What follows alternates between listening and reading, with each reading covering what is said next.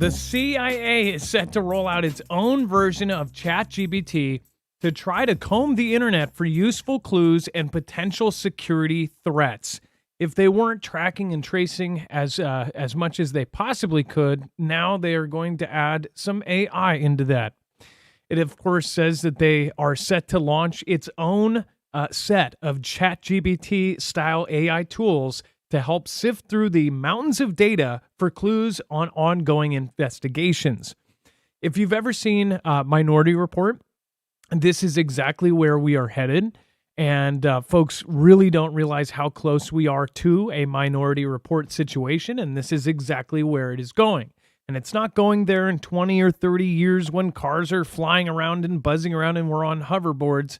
It's going there now. And it's going to be here in probably a year, right?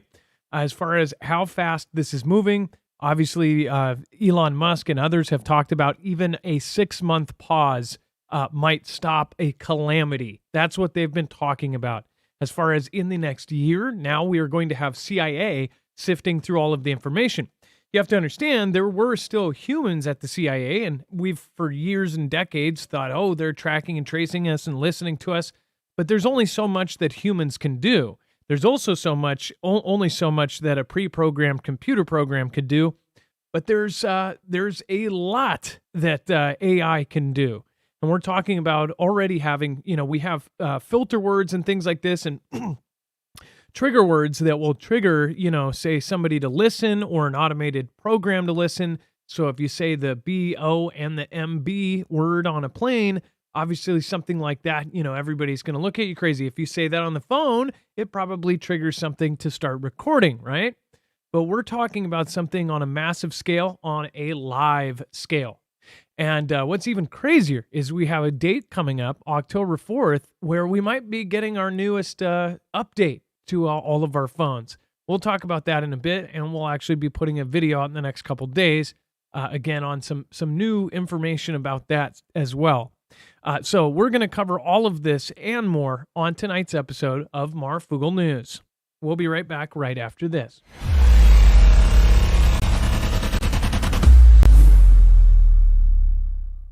Nothing in this show should be considered legal, medical, or financial advice. The views of the callers can differ considerably and do not necessarily reflect my opinion, Dex's opinion, or anyone else who works with the show. You should always do your own research and consult with professionals. The internet is full of fake news, so please take everything with a grain of salt. If you have not already, it helps us out if you end up going through any of our affiliates, and it helps you out if you end up protecting yourself against cybercrime. NordVPN is one of the best and one of the easiest to use. If you do not have a virtual private network, it protects your IP address, which is your online identity, which actually connects to your real address and everything else. It also connects to you. If you know anything about how they are data logging and basically getting your profiles down, you can prevent that by having a VPN. Nord is, again, one of the easiest. Download it. It's like an on switch and off switch. All you have to do. Go to marfooglenews.com/VPN. Not only will you get a giant discount on this, but you will also be helping us. I appreciate your support, and I appreciate everyone that goes through any of our affiliates. Can't say thank you enough.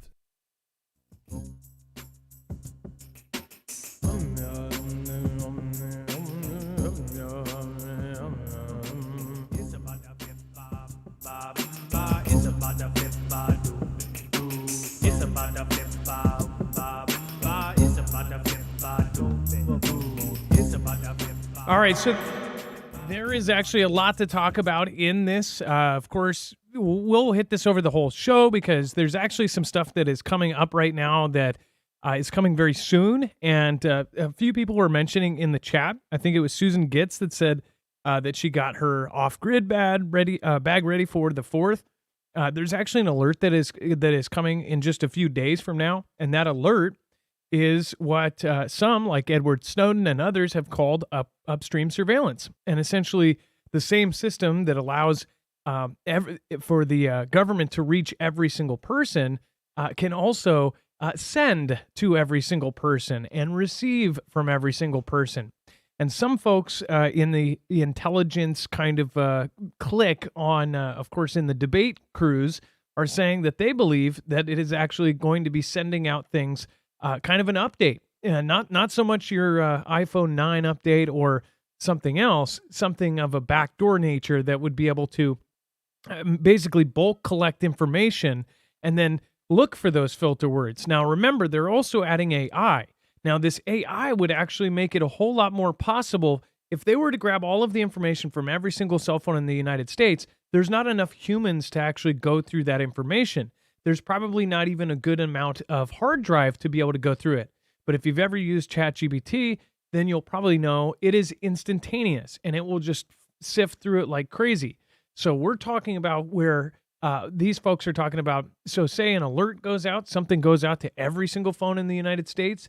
And when your phone ends up getting that, it would be able to not only get the emergency alert and all that kind of stuff, but they believe that this will actually be doing something on the back end, which they have most likely worked out in some way with the cell phone companies, not exactly in public. And it would be able to either grab and bulk grab collection of tons of information. Now, in the public eye, we're all told that, oh, these companies care about us and, they care about our privacy. In fact, there's been two camps, Samsung and other phones versus Apple, and Apple actually cares. But when it really comes down to it, Apple and other companies have given our information out. They have given our passcodes. They've given all sorts of stuff out.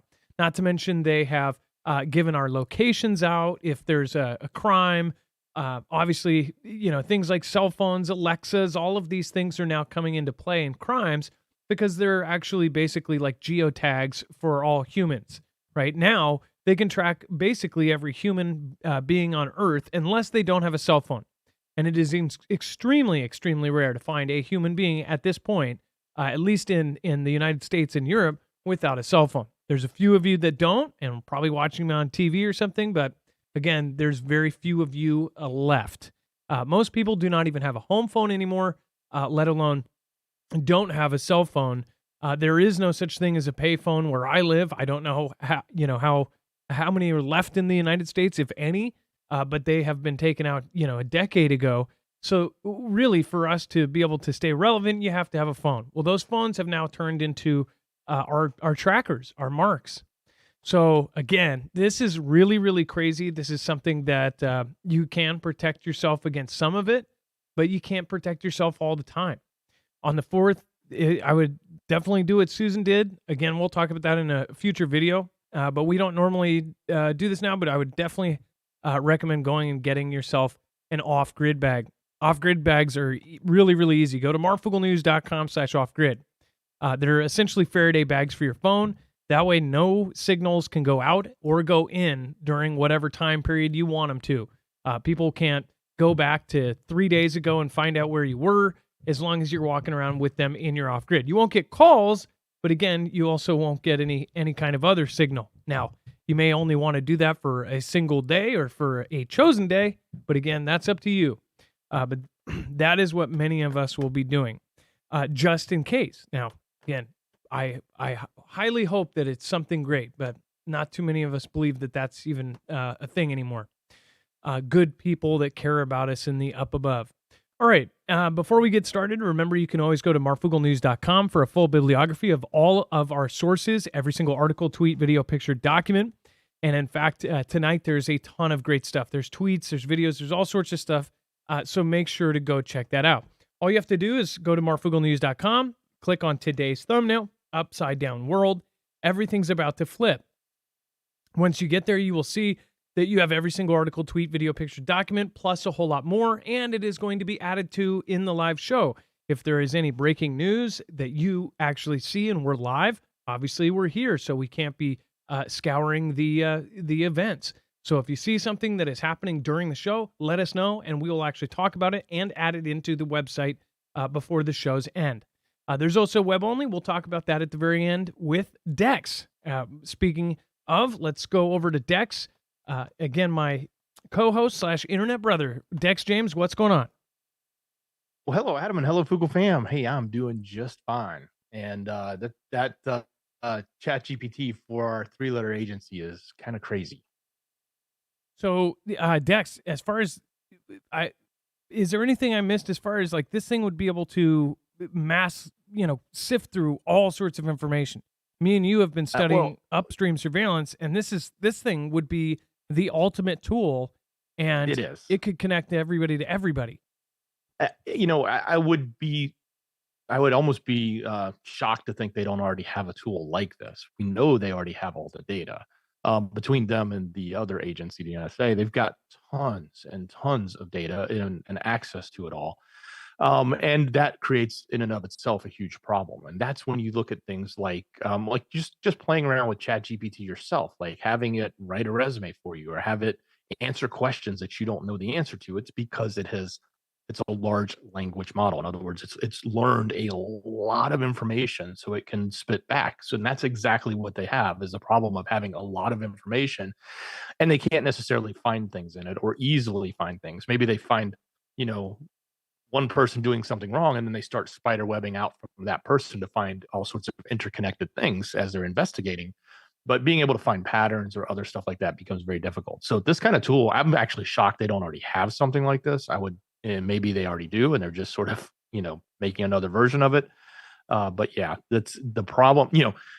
There's another article and I know I'm rambling, it's in Overflow. We'll talk about it later, but this other expert talks about the whole notion of this generative AI or Chat GPT or large language models is really a surveillance tool. If you think about it, even from a marketer's perspective, they look at the problem of all of this data and how do they find something valuable in it. And that's what AI is solving. And surveilling that data is what's really happening here. And it's the ultimate tool for these people, the three-letter agencies. And how it was even made was scraping information from all over the world. It was scraping people's messages and human beings' information. That's how they created this ChatGPT, is from basically grabbing information from everywhere they could, and then putting it in and seeing how all of the different patterns.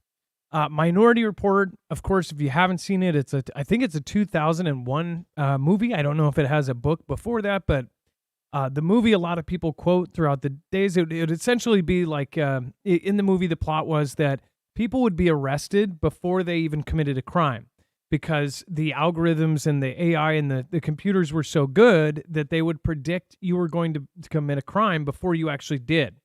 And we've shown you instances of this and in real life, and we can back all of this up with articles, scientific studies.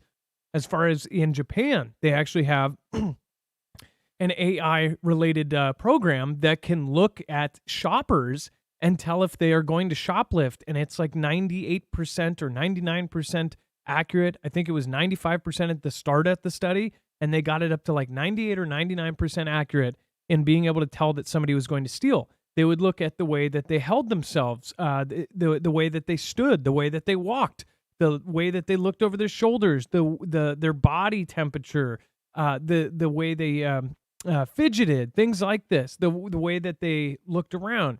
All of these things went into them deciding if this person was going to steal. They did not tell, nobody busted that person, and they took study time and time again. The person that the computer thought was going to steal, they would be watching, and sure enough, they would steal. So when you get to that point, what if when the computer decides you are a thief and the person hasn't even grabbed an item off the shelf yet, at what point do they decide that these systems are so good and so accurate that they arrest the person before they grab their first item? The problem with that is because you're not innocent until proven guilty. You're guilty before you're guilty before even being guilty. So, I mean, that's the path we're headed down, especially when people are essentially going to either social jail or being punished, trial by media instead of trial by court of law.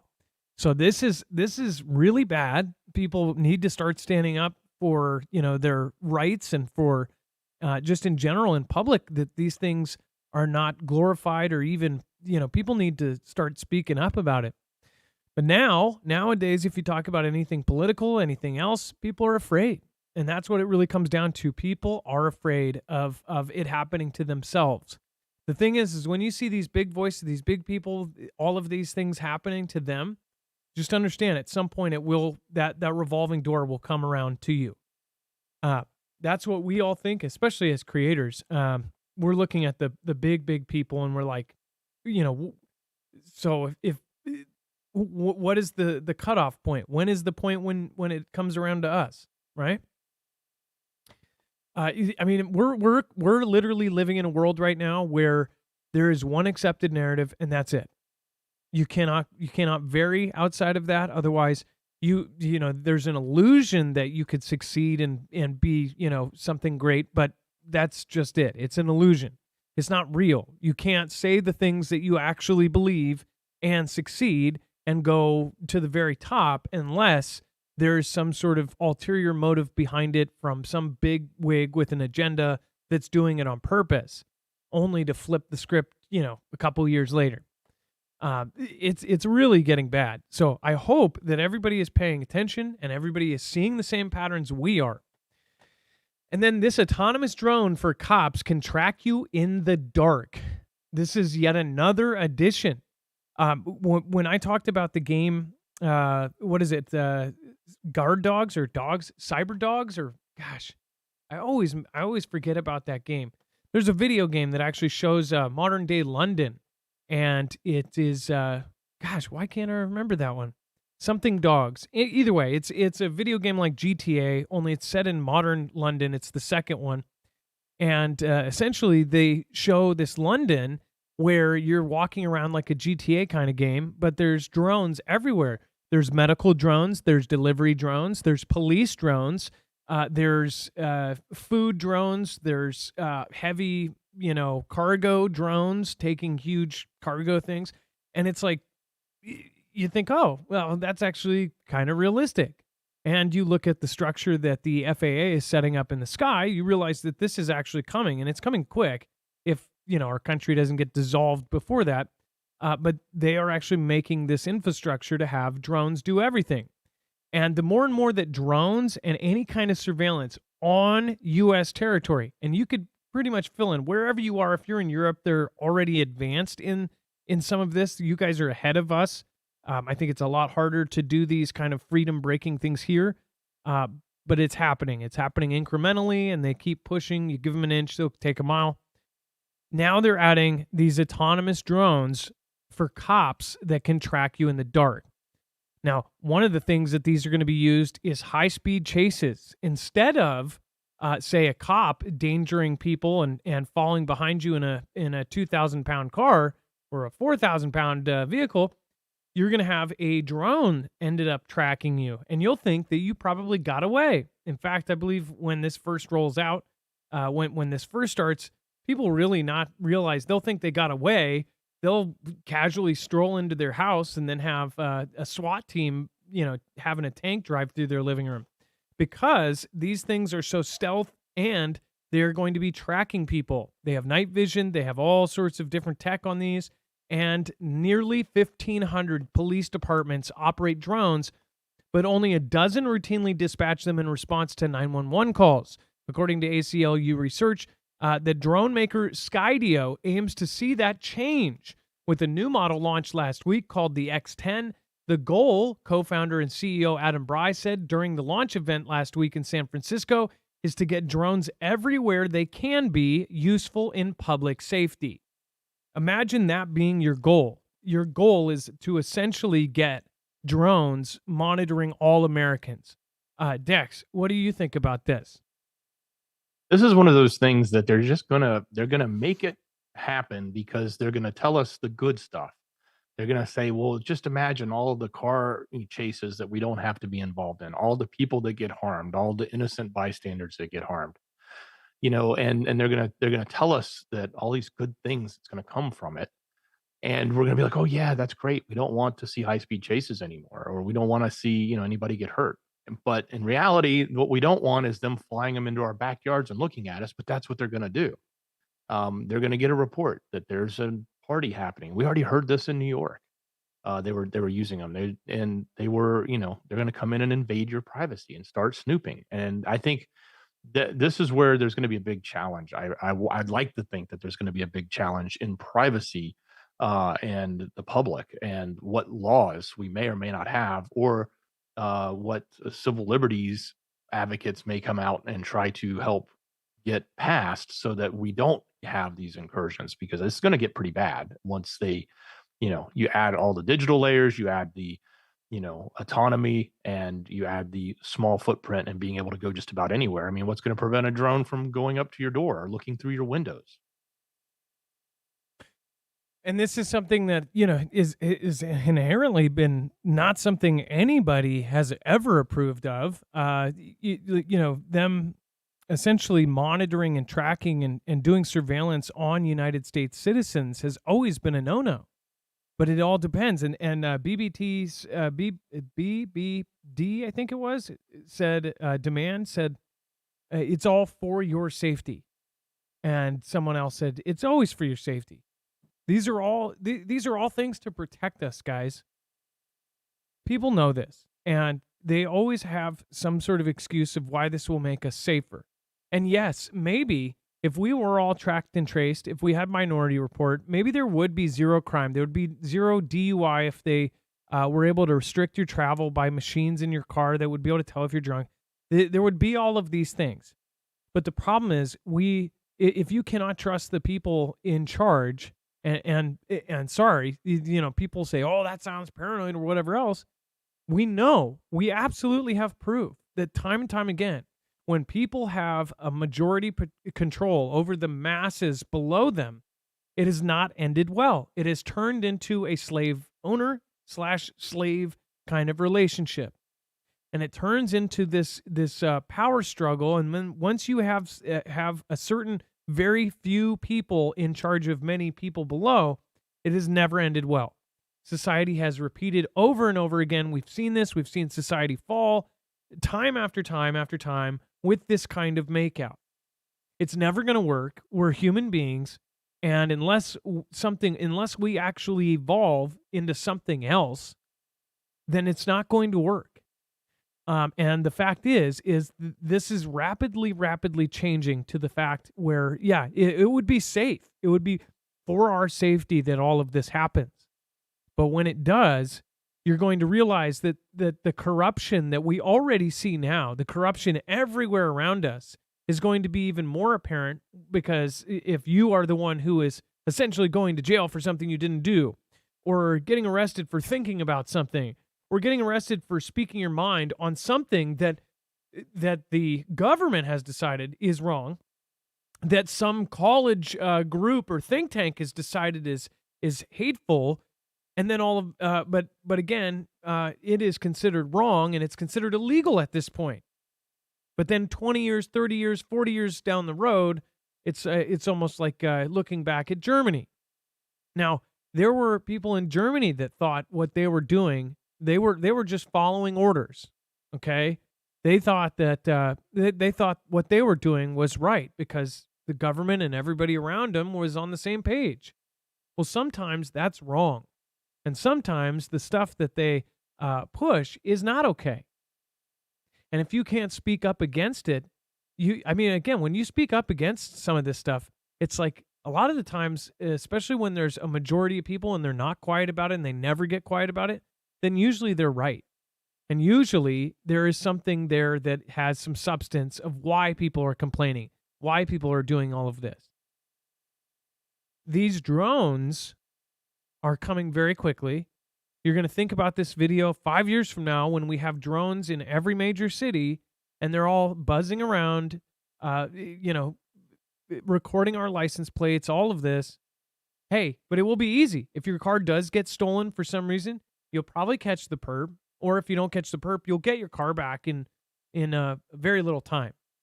But you also won't be able to travel. Or if somebody accuses you of something in the future, say it's not even true. Maybe somebody just doesn't like you and accuses you of something.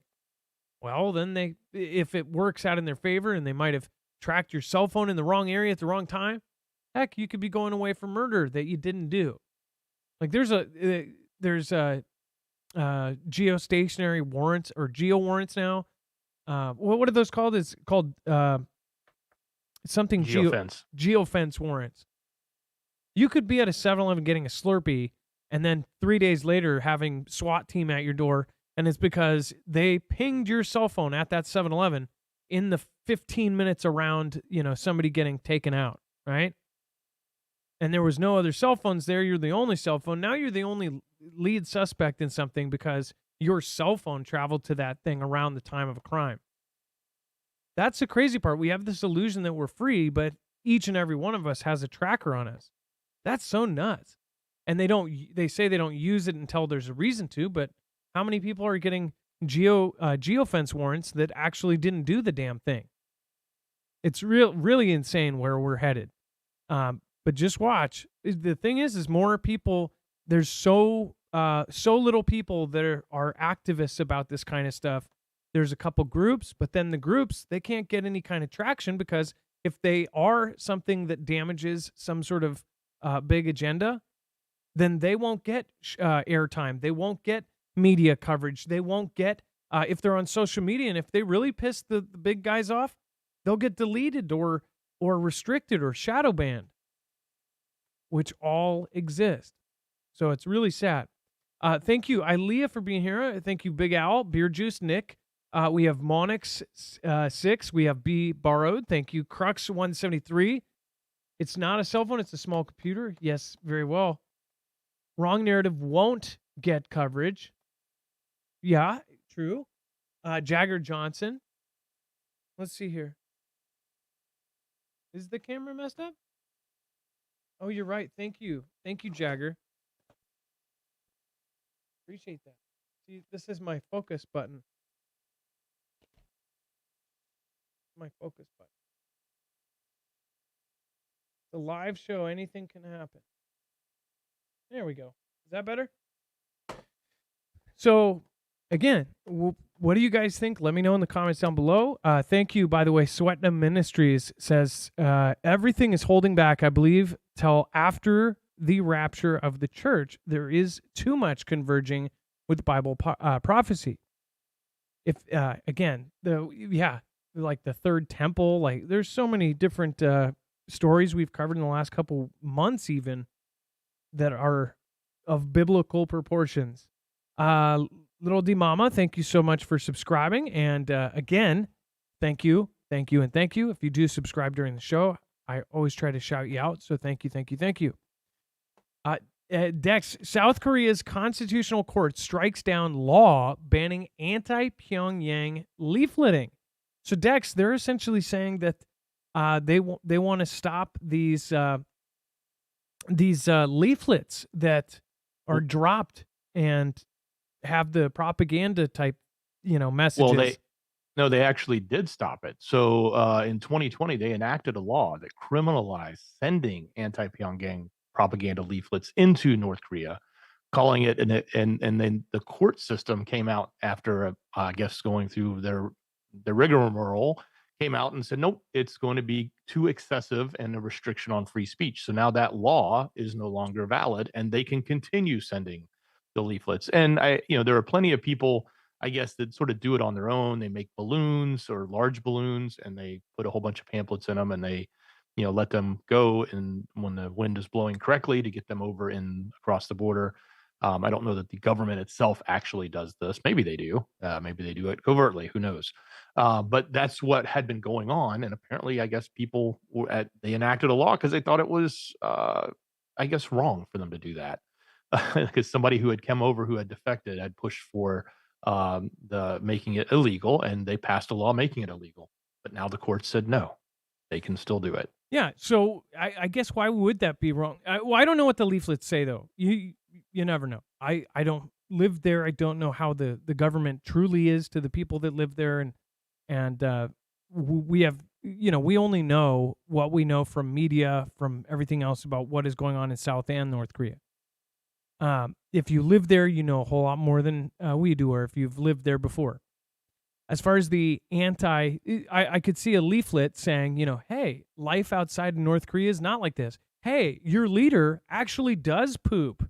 He's not a god, and he does have a behind that goes to the bathroom. You were led to believe that. And Friends, the show with Monica and Ross, is not demonic and won't get you hung anywhere else. I don't know what they put on these leaflets, but that would be where I'd start, right? I would say, the first season of Friends is not going to get you hung anywhere else in the world. But, that's what happens. You won't, something like, hey, I won't put you in front of an anti-air gun, if you watch SpongeBob. You know, I think that would sell it right there. That's all you would need. Dex, go ahead.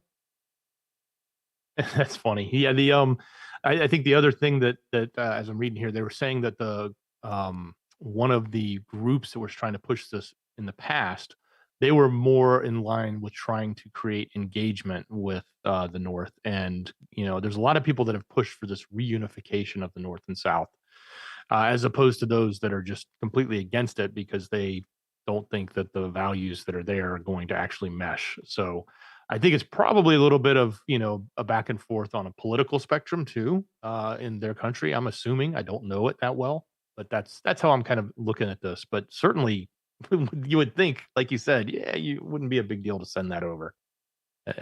Doesn't seem that wrong. Yeah. Well, maybe I don't even see how that started, how they made it illegal in the first place. Who are the people pushing for that? The people that, literally fled for their life out of the place and said, "Oh yeah, I don't want any of my friends over here." Those guys are crazy. And then Dex, could you cover China has allegedly tested a new rotary detonation engined drone?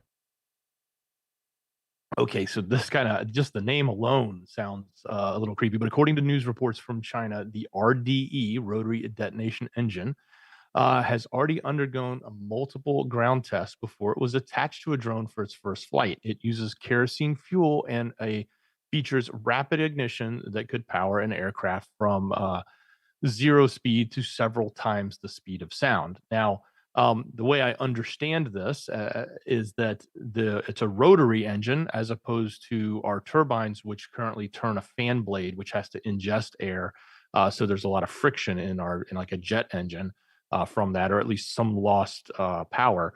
This is not. I guess the way this works is it's making a continuous explosion in a circular fashion around, and the fuel is pushing uh, the explosion outward as it happens, causing a very significant amount of power to be created. Now, they're saying they're putting this in drones. And the reason that's important, if you think about some of our, maybe it's not so important in, say, surveillance drone, like we think of, and the ones that are flying really high, and maybe they even have some weapons on them and they can shoot stuff, but they're not necessarily moving fast. And even some of them, when you look, they got a big prop on the back. They're not even jet powered, but they're talking about making these things go, multiple times the speed of sound in a drone. So when you think about that type of speed and that type of power, that's pretty incredible, and probably an advantageous thing to have for a drone. And being able to fly that fast and maneuver that fast would be significant in that. And when you think about unmanned, because then you could start to do things with that type of vehicle that the vehicle can survive, but a pilot would not normally.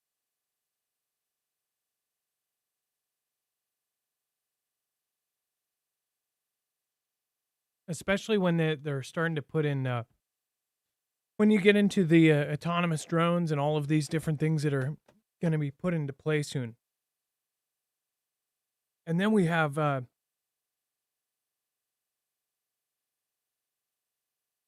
just cut out. Sorry. Tensions with China cross a new line in the South China Sea. The video may seem too simple, too understated to mark a serious international incident in the South China Sea, but a quick clip of a diver using a knife to cut a section of rope underwater. But that diver was with the Philippine Coast Guard, and the rope was part of a sea barrier placed by Chinese forces to keep Philippine boats away from an area that they had a legal right to fish in. In that moment, the Philippines took one of the most forceful steps yet in contesting China's unrelenting territorial claims ever closer to the Philippine Islands. It said that the barrier posed a hazard to navigation, a clear violation of international law, and the Philippines said in a statement that adding that the action had come on direct orders from President Ferdinand E. Marcos Jr. It said that since he took office in June 2022, Mr. Marcos has signaled wanting more muscular foreign policy approach towards China.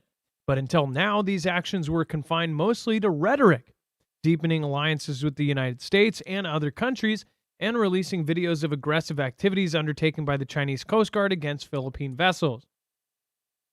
Basically, tattling to the world, essentially saying that these guys are beating us up and, they're messing with us, they're bullying us, all that.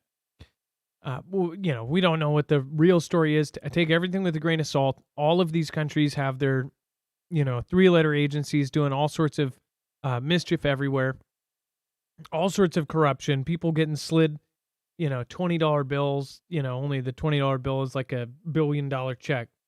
Says the surprise this time was that the action was being taken by Manila. It has left little doubt that the Philippines is offering more forceful resistance to China's territorial designs. While the Biden administration is likely to see that as good news, apprehension is rising in the region about how China might counter that resistance and whether there could be a risk of sparking a direct military clash among China and the Philippines and its allies, including the United States Navy fleet patrolling the region. So one thing is none of us see, a World War III getting started over something little like this. And I actually doubt that it would. It depends on what it was. If it was like a cable line to all of a place or something, yeah, maybe. And China had, one of their little islands or something getting cut off, and it was done on purpose, whatever. But one thing I do see what I do see happening is all of this is going to add up. And people really can't wrap their head around one or two or any of these, these single kind of events that happen causing it. But now we're getting into the point where it's a rolling stone and it's gathering moss. And it just one thing after another. These things all are adding up. Now, from talking to our military members and folks in our Fugel fam, they have been moving stuff around in the U.S., but not only that, with the drills and some recent drills and one of the largest NATO drills coming up here soon, they said they are blown away by how many countries are going to be involved. And these countries on a smaller scale that are their military are traveling between in the U.S., in Europe, in NATO. All of these different countries are actually switching out. Even non-NATO members are actually coming and helping and train with the U.S. and all of these people that are potentially even allies of the U.S. or even countries that are now neutral. There have been several of these kind of, not covered at all, groups of troops being sent over to train. From what I hear is that there is a ton of drills going on, but on top of the more public and huge ones, there are groups of troops that are going in and they're essentially sending in their generals and things like this to work with ours, and they're getting prepared for war. So when we talk about the Philippines and all of these neighbors of China, what is happening right now is something is being set up. Now, whether it's orchestrated or, they're high-fiving behind closed doors, or we're trying to take over the world, or China's trying to take over the world, it is definitely heading in that direction. And many people are kind of holding on to that string of hope that all of this is not going to happen. But in my opinion, this is all already happening. It's already started. Every move that China makes is only putting it towards being number one. They're never going to settle for number two, and you can tell that by everything they do. And by everything they do, if you've been watching the show for any amount of time, then they are rapidly building in every area. They are taking notes from exactly what the United States does, and they are sabotaging others in the process. Not only that, they're stealing information. They are creating algorithms and AI. They are creating weapons. They are creating bio and race-specific weapons. And they are hoarding. They are hoarding food. They're hoarding resources. They're hoarding everything. They're getting ready for a huge, huge, massive conflict. So we don't know what's truly going on because there's a lot of these kind of stories thrown about how close we are to their neighbors. But who knows? Any one of these countries could be two-faced and be doing stuff to get information for China, something else. All of these countries have ties with either the US or some other group. Like, we don't know if the people in charge are the presidents of the Philippines or this country or that country. That could have been a three-letter agency that went in and put that person in. I mean, we have seen our country, the US, essentially have, or be suspected or be speculated that we had something to do with a ton of countries around the world in who leads them, who runs them, and who is on the cabinet, deciding who runs it. Especially, like, look at UKR 2014 information. Actually, for once, there was recorded audio of, like, kind of, how it works, that somebody else is deciding who runs these places. And that's the kind of power you get when you run the world and when you're the number one country and when your currency is what the world uses and what everyone is, right? The most powerful country in the world. You don't get called the most powerful country in the world without your country actually making decisions for the world. If you think that all around the world, these shady places that take out their political opponents and stuff before they even get to the top, if you think all these places are having, people pick their prez, then you might be smoking something. But again, with this, we're going to follow what happens with the Philippines and with the neighbors. It does have importance, especially right now with all of the Taiwan and China stuff going on. All right, and then before we move on, I want to remind you guys, so make sure to go over and check out Energy. I actually just had a conversation with somebody from Energy today because I had the UPS rapid charger and I actually needed to update the firmware for it. I will say this, there are so many cool things that are to be, and there were some things that I actually got kind of a heads up on I can't say anything about yet. But this system is so cool because it is a modular system. We actually had a storm rollover today, so I was charging up all of my generators, and I ran into something that I didn't know how to do, so I ended up calling customer service and trying to get it all handled. I have one of the, I guess, the original ones, like one of the first ones ever made, and it still took me, I think, 6 months back then, but I have to update my stuff, right? Well, they sent me a module that I could actually plug into my old one, and I was able to essentially control. Now it can basically be accessed by Bluetooth or Wi-Fi with this module. So there was all sorts of cool stuff that I could do with it. And again, this system is by far everything that I've ever run into, or if I've run into something that I thought was a con, it ends up being something that they have thought of, or they've fixed, or they've done this too. And that is the coolest part about having a modular system like this, is if there is something that can be done, it can be done. If they say, hey, I wish this had UPS, well, they can make a UPS mod, basically a brick that goes and sandwiches in it, and it turns it into an uninterrupted power supply. If you want a rapid charger, again, that same one turns into that. It's a brick that you put in, and it has, two uses. If you want something that triples the amount of panels that you can plug in, as far as solar panels, they have that. And if they'll have mods in the future. Who knows? They might even have some sort of mod that will double as a light that could light a field or something, right? The X2 actually had built-in lights. So there's all sorts of different things that this can be and will be in the future. And the coolest part is that you can build it over time. If you, again, can't afford to get 96 batteries, which can be expanded to today, you can end up getting them over years. This is the most awesome system, too, because of how quiet it is. This is how survivalists go gray man with the generator, because these are silent. They don't make noise that can be heard from 3 blocks away. And, of course, they can be run inside the house. If stuff hits the fan, you're not going to want something that, of course, you're going to have to keep supplying yourself with fuel. You're going to have to go to a gas station and get gas. And even if you have the property and you store barrels and barrels and barrels of fuel, at some point it's going to run out. One thing that doesn't run out, unless we have some sort of dinosaur event, will be the sun. You will have unlimited power as long as you have some solar panels and a solar generator like this, and you'll be able to power what you need. Again, this has saved me from, taking my family somewhere else. We had 2.5 days of no power during the snow, and we were able to, instead of go somewhere else or go to a family's house or go to a hotel, we were able to stay home. I've used this for my tools. I'll be able to use a drill out in the middle of a field and build a table, or I can, end up taking and using a saw somewhere randomly that's completely off grid. I can put a movie theater in the freaking forest for my kids.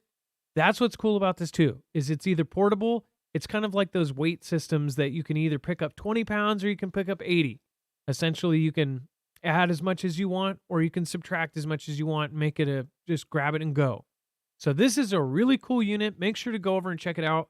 I truly believe in this brand.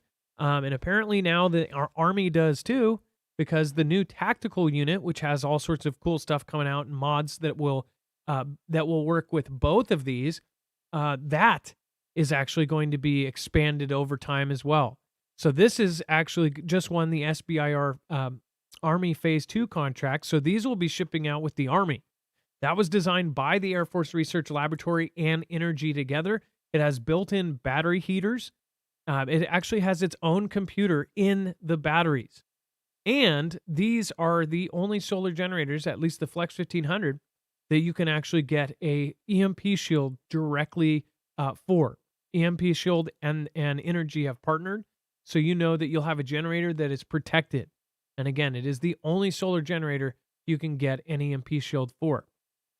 So go over to marfugglenews.com/energy, INERGY, and make sure to use the code Marfoogle. Again, that's marfugglenews.com/energy, INERGY, and make sure to use the code Marfoogle. Also check out their LT, that is the little one. The little one has come in handy a million times with phones and tablets and even running a TV on. It is very, very cool as well. All right, you guys, again, marfugglenews.com/energy. Dex, can you go over the tensions with China across a new line in the South? Absolutely. So, so this is the picture actually with the article we just talked about. So if you see this line in the middle of the picture, that is the cable, if you want to call it that. It's really a rope, and it was a barrier that China had put up that we talked about previously in the article before. So this is where they came in and they said they cut it to get rid of it. The Philippines did. Because so if you think about it, they're literally laying out lines, floating lines in the water saying, you can't come through here. This is Chinese territory. So yeah, that's what we were talking about. And that's what it looked like. I think if you go, when you guys want to go look at the actual article on our website, there may even be some other images as well as video that show, uh, how valuable it is to see a guy underwater with a knife cutting a rope, but that's what it was. But this is the actual view of what they were seeing, and you can imagine a big ship coming through. This getting wrapped up in its prop can be a costly repair, and not something they want to have to deal with in open water. And then official, Germany will impose checks on borders with Poland and Czech Republic. German Interior Ministry Nancy Faeser will announce temporary checks on Germany's borders with Poland and the Czech Republic in an attempt to curb the influx of asylum seekers. This was predicted. This was the whole Fugel fam was talking about this back. There was an op-ed kind of talking about the potential kind of scenarios. And I remember specifically a Fugel fam member in chat saying this is exactly what was happening next. Fugel fam from Europe said that they believe this was, so whoever that was, I wonder what they did for a living that they called this on the dot. I mean, like, I didn't even think anything of it until I saw this. But they, again, this was kind of talked about a few days ago. We're talking about a month and a half ago or a month ago. Faeser plans to announce, quote, temporary controls at selected border crossings on Wednesday. According to the official, the checks, the official added, will begin within the next few days. Makes me wonder, how many people from all over the world watch this. By the way, do a quick roll call. If just shout out whatever state or province you're from. I find a lot that ends up having Fugel fam find other people from their state. You instantly have something in common. Again, if you want to do a quick roll call in the chat, like Ebola Coffee, you just subscribe. Thank you so much. Little D Mama, Ben Perry, and others pop into chat. And we've already got so many great Fugel fam here, and great Marfia. Let's see here. Coddington Bear is here. Diane Whitlock, Tiff from Tulsa, Oklahoma. We got Jammer in the house. Susan Big from upstate New York. Oh, Mary R. from upstate as well. UK, Neil Jackson. What is going on? Poco Loco from Texas. Deborah Montoya, Iowa. We have Alberta in the house with Samantha. We have T. Prada from Florida. Alberta. Mac Gillespie. What is happening? Heartbroken Survivor, actually. I know, Florida. Tyges NZ. What is happening? Warren G. from Detroit. We have some Ohio in here. Dwayne Roberts from Indiana. We got Louisiana. Southeast Oklahoma. Haveen. Michigan. Connecticut. Phoenix. Seattle. Hey, stormy weather. From my neck of the woods. Silver Dollar City. Let's see here. We got Leesburg, Florida. Yes, I miss it too. NYC, pray for me. State of Jefferson. We got a lot of folks from New York and a lot of folks from Florida. Daytona. Daytona is such a pretty area. I only got to go through it a little bit. I know Dex has visited you guys a lot. But let's see here. All right, what the heck happened here? Let's see. Oh, there we go. All right, so Indiana and California, says El Camote. Surprised they haven't made that a filter word yet. All right, and then so getting back to this. So one thing that we're probably going to see, and this is just what I've heard from some of you European Marfoogle family, is that you believe that things are going to start getting shut down, like borders are going to be shut down because of the fear from this, this huge thing going on with the asylum and the refugees. I think before that ends up happening, I think you guys will end up having stuff kicked off. But what do you guys think? Let me know in the comments down below. Dex, as far as them doing this, there was some kind of predictions of this, but yeah, do you remember Fugel Fam actually called this a month before anybody talked about it, before any mainstream talked about it? I really wonder, what these Fugel Fam did for a living that they knew this. Well, and we've seen these borders and checkpoints start to go up and restrictions start to go in place, especially in Finland and other places, as alliances are, in that case, clarified. But yeah, these are the types of actions you would sort of see as things start to heat up.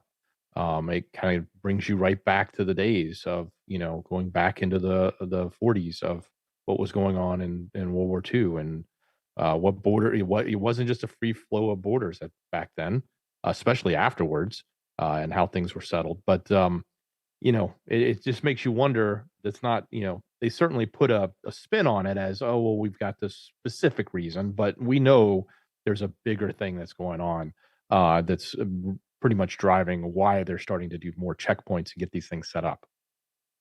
Well, think about it. When do people ever love hearing about checkpoints? Okay. One thing that the U.S. has done, and we talked about this, they wanted a brand new system of rapidly deployable checkpoints. Something like this. So what you're seeing on screen is a digital kind of picture of a checkpoint. Actually, this happens to be a checkpoint designed for Germany. Some sort of German designers did this, but this isn't a rapidly deployable. Rapidly deployable would be something that they would be able to set up in a couple hours or maybe a day at most.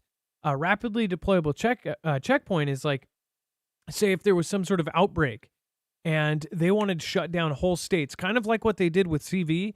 If you remember, they actually set up roadside checkpoints. They were checking the IDs and stuff and making sure you live in the state and all of that. But they wanted a new system, and they had a very quick deadline for it. And I believe that was preparing for something that is to come, not for what happened. In fact, it didn't even make sense on the timing for it. Didn't make sense for CV. It makes something for something in the future. I don't even think it might not even be a CV type thing. It might be something where it's for our safety again, and there's checkpoints for going across town. This sounds so crazy, right? Well, so does CV. The thing is people cannot wrap their head around something like this happening here, but we've already seen it. How many of you could not believe that they shut down whole states and basically didn't let people in? Shut down freeways into states, had a checkpoint in the United States of America. It's nuts.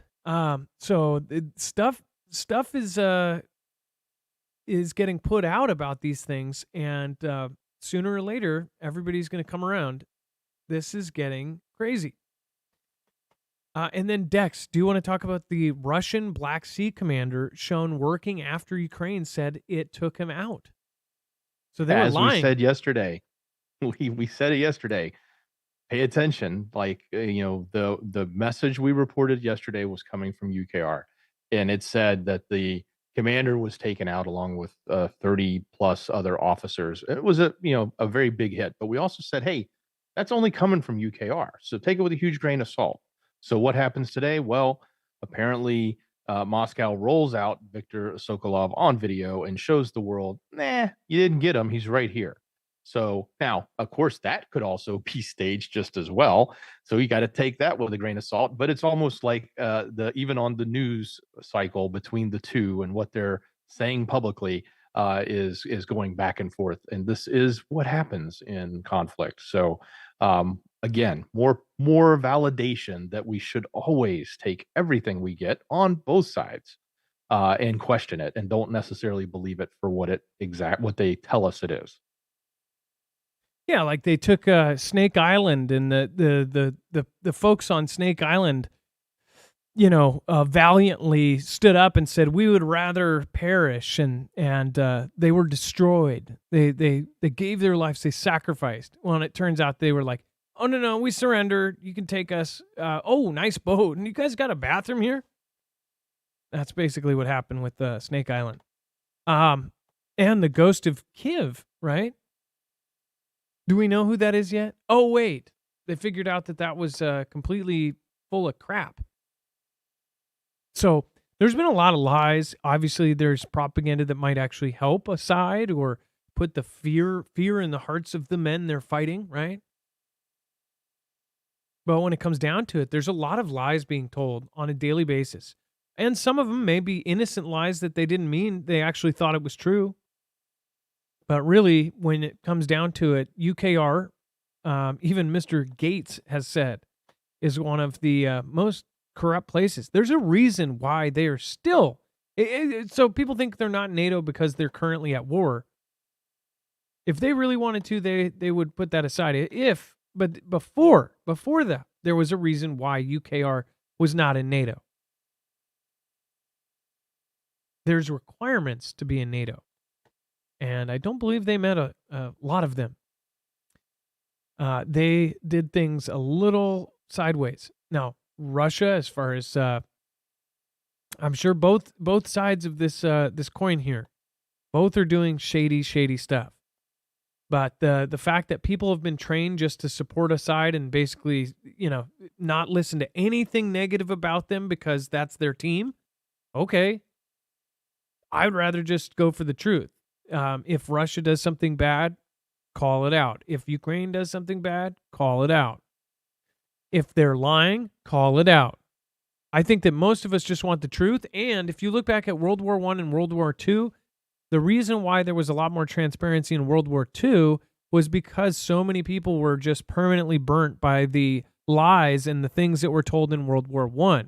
Then you look back now, and it's like a lot of this is, a lot of World War II was the result of World War I and how it finished. And I believe that World War III is going to be somewhat the same. It's going to be a lot of the results and different politics and things that have been set in place back in World War II, and now it's all coming to a head again. Thank you, by the way. Thank you, a couple new folks, members. Thank you, Cooter McCluskey. Celtic Warrior, thank you for 4 months. In fact, Cooter, sorry, you're not new. Actually, you just hit 4 months, so thank you. Wolverine Snicked, thank you. Shannon, thank you. Charla Vandermeer, thank you. Pilgrim, and thank you, William Shelbrick. Thank you, thank you, thank you. And then Stephanie Cook, thank you so much for your support this week. I appreciate that. Wings and Wags, thank you. Lola Patton, thank you. Thank you for the massive support. Appreciate that. Thank you, thank you, thank you. Again, thank you for supporting Independent. And Bible Talk 777 says, Matt, 24/6, and ye shall hear of wars and rumors of war. See that ye be not troubled, for all these things must come to pass, but the end is not yet. And no man, woman, or child will know when it actually happens. See, I don't think this is the end of the world. And for anybody new, I don't think World War III is the end of the world. That's why it shouldn't scare people. It's going to be the start of a new world, and it's already begun, and they're changing everything around us. I have hope, though. I do have hope, and I'm an optimist about that people will wake up eventually, and I think that people will eventually the good will prevail, that the truth will prevail, and that the bad will not. And then Putin is running out of options other than a full-blown ground war with NATO, which would lead to greater cost to humanity than World War II, warns President ranting ally. Of course, it says the deputy chairman of Russia's Security Council has publicly claimed that Russia is running out of options and may result to a full war with NATO. Dmitry Medvedev, which again was Russia's former president, warned that this would lead to a third world war, which would have greater consequences than World War II. It says the 58-year-old politician, I can't believe he's only 58, by the way. I thought he was like closer to 70, of being like Nazi Germany and the Axis power. Of course, they're accusing NATO of being the Germans, right? And it says it seems that Russia is being left with fewer and fewer options but to come into direct conflict on the ground with NATO. The 74-year-old alliance has become an openly fascist bloc like Hitler's Axis, only bigger, he claimed. And again, this is Russia talking about NATO, not the other way around. It says that we are ready, although the result will be achieved at a much greater cost to humanity than in 1945. Medvedev, who was Russian president from 2008 to 2012 and was also the country's longest-serving prime minister, criticized Canada's parliament for applauding a former member of the NAZI party.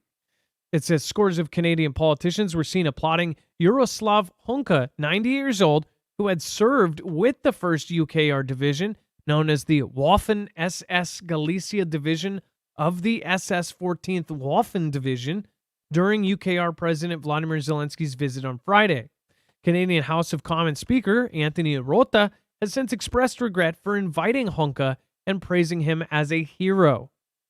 So, again, this was an actual, Dex, this was an actual NAZI, right? 90 years old, was in the SS, and they were actually praising him. Is this correct?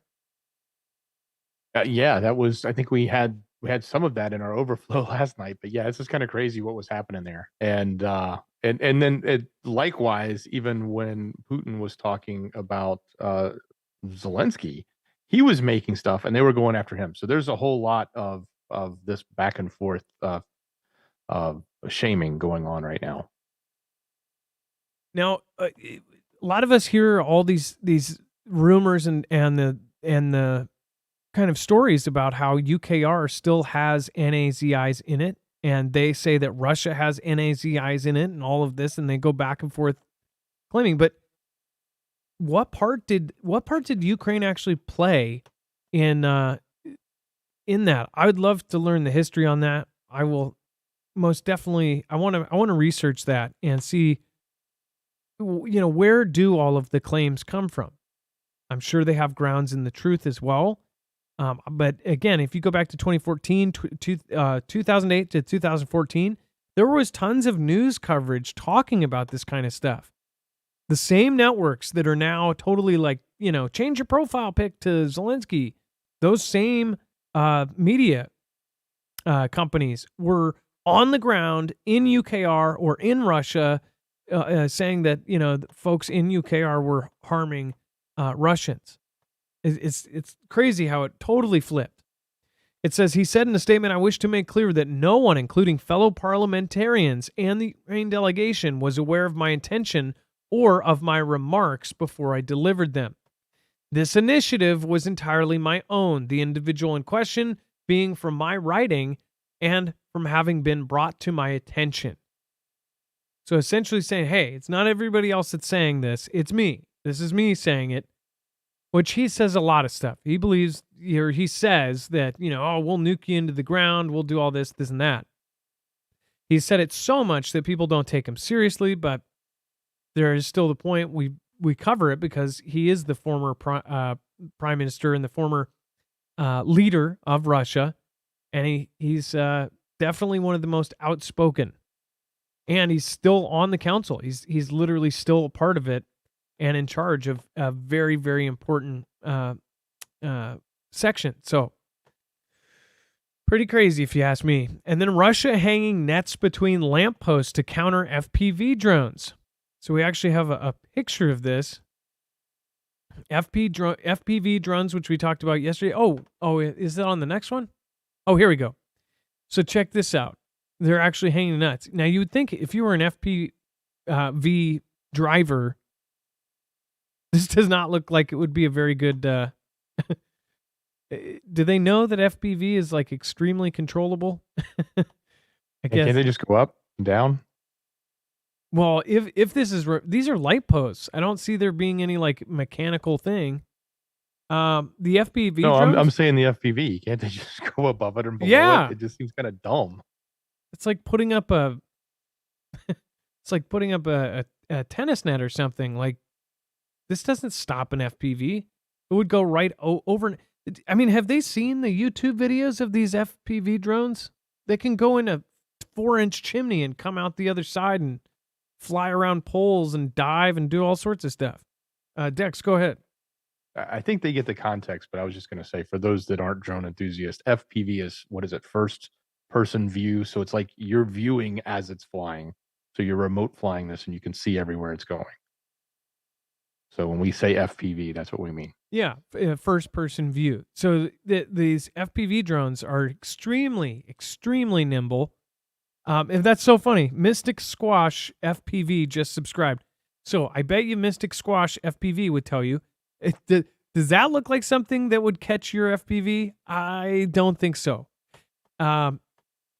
Maybe it's because it's in the sun. Maybe it would be a little bit harder to see, but I still think an FPV drone operator, even if you're flying FPV for more than a few days, you would be skilled more, enough to get past this thing. Not to mention, FPV is much harder than regular DJI drones. Like, if you've flown a DJI drone, it's completely different from FPV. FPV is a skilled thing that takes a lot of practice, and you probably destroy multiple drones to get good at, or at least repair the same one. So these things are nimble. This thing isn't stopping anything. I wonder if this would be like if they were expecting like hundreds of them or something, that it would catch some of them. Or if you put it inches away from the place or surrounded something with it. But if you fly FPVs, do you think that this would stop FPVs? Do they not realize that somebody has a camera and they're watching it the whole time? I guess they're hoping on the reception being bad because of how far it is. Or the camera's not seeing it because of bad reception or something. And I'm guessing they did probably look at what height these FPVs were coming in at and then said, hey, we can set these up or something. I don't know. If you're in chat, you can chime in.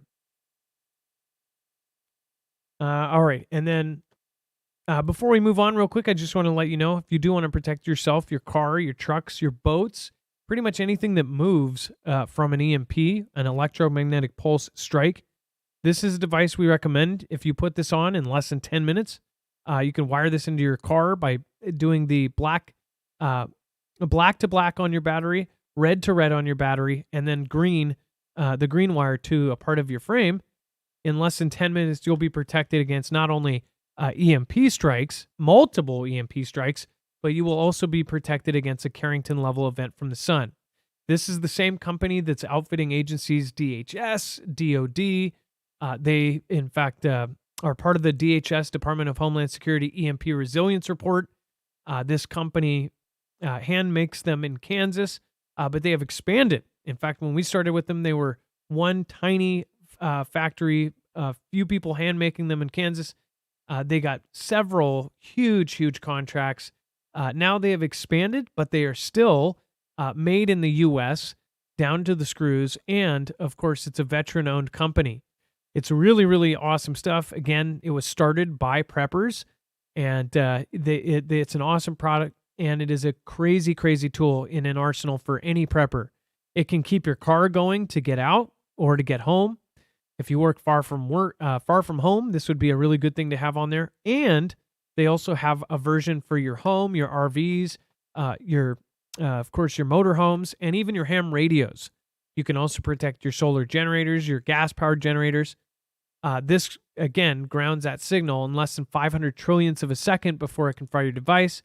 And it can protect you against solar events, which will happen at some point, just as a matter of when that will happen and if we are still vulnerable at that point. The whole world should have this as a priority, since it's one of the biggest threats and one of the most accessible weapons to most of our adversaries. They all have super EMP weapons, and they all have a delivery system. And now, as of last year or a year and a half ago, we even know that some of the more crazier countries have the ability to do a FOBS, or a fractional orbital bombardment system, which could completely catch us off guard. So go to marfugglenews.com/EMP. It also has a dual use. As far as like the house version, that will protect everything within 250 linear feet of where it's wired in, not only from CME EMP, but it will also protect your house against lightning. So if you're in a place that gets a lot of storms and lightning, and if you've ever had something like that happen, this is the way to go. marfugglenews.com/EMP. You get $50 off with the code MARF, and you help our channel. You send us a small commission of that, and you get a discount. So you pay less, you help us, and again, you are protecting yourself against one of the most probable out of all of the crazy scenarios to protect yourself. All right, and this is crazy. So, Dex, did you know that 2 of these locations are here? Target says it will close 9 stores in major cities, citing violence and theft, 2 of which are right here. It's not surprising given the stories you've told me about what happens at Target there in your metropolitan area. But yeah, 2 of them in Seattle. Crazy. Now, yeah, I don't know if it's like this everywhere, but and especially for a whole, I mean, it was CV started, and especially when all these laws went in where they were stripping back. Well, I just saw a great show that totally ties into this, right? There's a show called Sprung. Have any of you seen this? Put it in the chat if you've seen Sprung. Sprung has some good actors in it. It's actually really funny. But mainly, I was really surprised. Amazon actually has some shows and like Utopia and other things that kind of, have some weird hints, go against the narrative type of stuff. Sprung essentially talks about all these characters that all got out of prison during CV. And it says, based on real events. Obviously, it's a fictional show, but a lot of the stuff I get what they mean by based on real events. I watched that whole series, and it was really funny. It shows them getting out of jail because all of the prisons basically released all of these people that had non-violent stuff because CV had everybody packed in there, and they were worried about the V and all that. But it showed a lot of things in that show throughout. It kind of made fun of, like in the beginning, how we were all afraid to breathe. And in the first show, it shows him like paranoid to touch anything. So he's picking up $1 off the street, won't touch it. then asks a homeless man to put it into a vending machine because he wants food. And the homeless guy's like, hey, does that got that CV stuff? He's like, oh, no, you're on your own, bud. The homeless man wouldn't take the dollar and put it in there. And then he does all this tricks to like try to get the dollar and to get it into the machine, and it's wrinkled. So he has to flatten it out, does all of this, touches every part of the machine. And then he realizes he's only got enough for like the mints. Then he breaks open the mints, trying to do it without touching the mints. All of them fall on the ground except for one. And then he grabs it and puts the mint in his mouth. And the homeless guy's like, he goes, you realize you touched every part of that machine and that dollar with your shirt? And then also that mint, which you just pushed in your mouth? It was so funny. And it made fun of the stupidest stuff we did, like the hand sanitizer, all the stuff that we did stupid in the very beginning, sanitizing things. He got sick. They put him in the fireplace with plastic wrap over it. It was so hilarious. And I don't know if you guys caught this. If you watch the very, very end, if you watch the very ending scene, I won't ruin it, but they show the person getting the, that thing. And you realize that they're pointing out that that person is the stupidest person in the show, and they gladly line up to get their thing, right? So there was a lot of messaging in that show. But my main point, going back to this whole story, is Target, right? Target and all these stores. They shut down prisons. They let people out of jail, people that probably shouldn't have been let out. They let them out early. And people stole like crazy. And I would go in, and especially after the show, if I could make it, it would be like 10 o'clock at night. Right at the close, almost every night, you would be able to see 2 or 3 people walking around with carts. They would fill it. They would go to the Lego aisle. They would put 40 Legos into a cart. They would put weights. They would go grab electronics. They would literally, I saw this one guy take a weight from the fitness place, the fitness aisle, one of those dumbbell weights, smash and grab all the cameras, put in a cart, and the people just kind of walk with him to the back door, and they walk out. The alarm goes off, and I swear to God, I've heard that alarm 50 times in the last 2 years, and it's people just walking right out. They don't get in trouble. They don't get arrested, and then the cop will be waiting outside. The cops won't do anything. They'll take them, and if the cop isn't there, they just walk out. They go across the street, them and all their buddies with all their carts. They go through and they trade stuff, everything else. They sell it for whatever. If there is a cop there, they put him in the back seat, they take a picture of him, and then they let them go.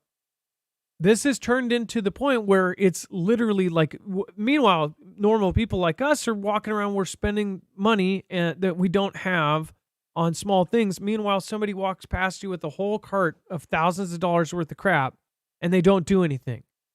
It is irritating, especially when, you're spending hard-earned money and you can't afford half of the stuff, and they're just walking out with it, and there's no punishment for that.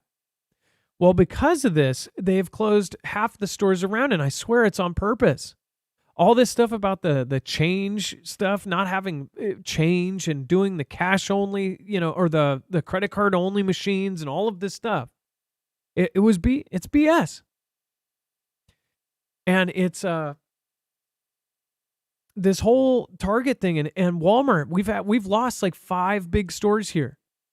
And it's going to get to the point where there's only a couple places you can go. And if this happens again, I won't be able to believe it. There were so many stupid things during CV, and I just cannot believe that there's even rumors or chatter about in the next month this happening, something like it again. How could they do that? I don't know. But it makes me think that people are so brainwashed that they are no longer human beings. It's absolutely nuts. Target is closing 9 stores, and I know why. Because of stupid things like this. The insurance companies probably can't pay them back for all of the stuff that's getting stolen. And if you go in there to buy things with your money, the things are not on the frickin' the shelves. At one point, now they're like putting razors and all sorts of stuff. They're putting gum and candy in glass containers. Here's how irritating it is now to shop at a Fred Meyer or Safeway, or not Safeway, at Target or any of those places. You go just get say a shirt like this or something from Walmart or whatever. They've got literal chains going through the sleeves of every jacket, of every pair of pants. You have to wait 35 minutes to even Suzanne gets as you're describing Chicago, Marv. It's all of the major cities, Susan. It's all of them. Our country is falling apart rapidly. They have chains through all of the shirts and through the pants and all of that. And you wait for somebody. When they finally get there, they have to treat you like a criminal. They have to walk you up and do it. And if you have other shopping, that doesn't matter. If you have a schedule, they don't care about you as a customer anymore. They will bring it to a certain location. Then you're supposed to go to that location. And they go, oh, I have some stuff there. Several times the last couple of years, they have to take it up to a certain count. Oh, it'll be on, checker 8. You get there and somebody else has stolen your crap. I had to do baby formula for my kid. And there was one can left. And I had one more thing to grab. By the time I got up to the thing, somebody else saw it and said, oh, that's mine. And they bought the formula from under my nose. After I finally got, after 30 minutes, somebody to open the stupid case, then bring that up, put it at a checker thing, and then it was gone. Somebody else had bought it. And I was just furious. But this is what we're all going through. 50 credit card checkers, one cash checker. If people don't get what they're doing, I don't know what to say. I think people are, when they say brainwashed, I don't think people realize that this is a real thing.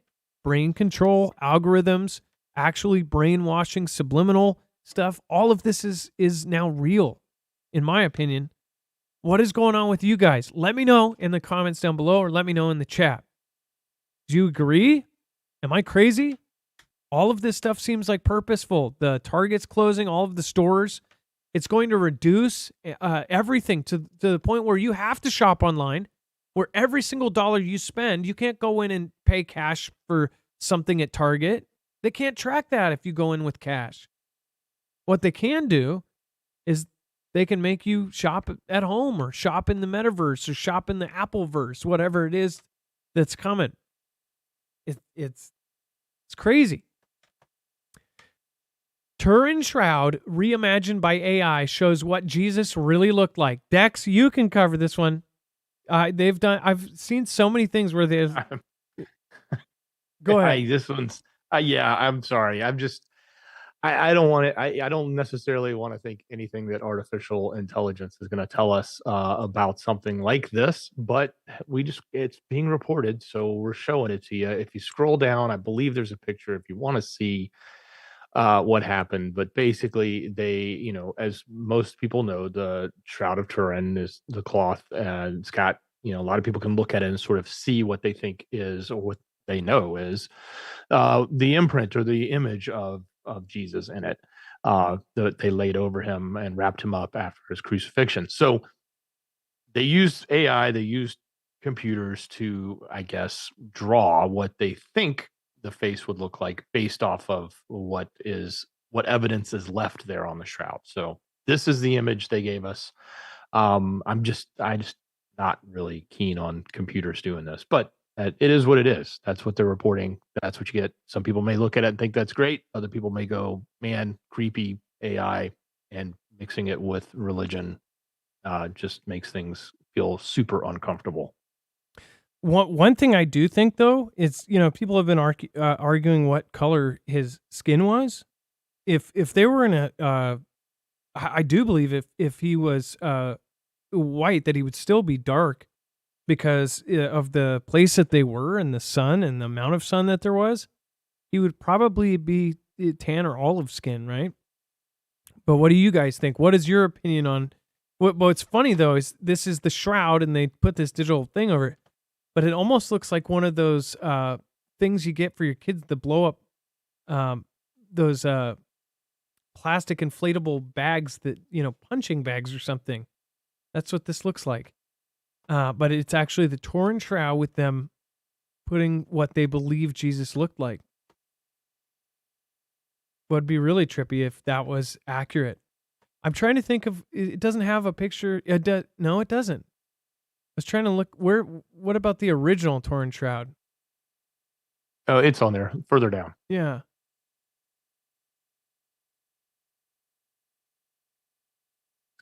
that's a trip.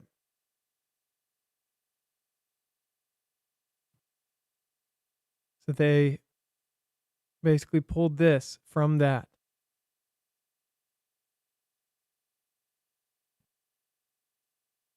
It kind of looks how it's even portrayed like it says French Bishop Pierre d'Arcis wrote to Pope Clement the Seventh in 1390 to say he believed that the shroud was little more than a clever sleight of hand.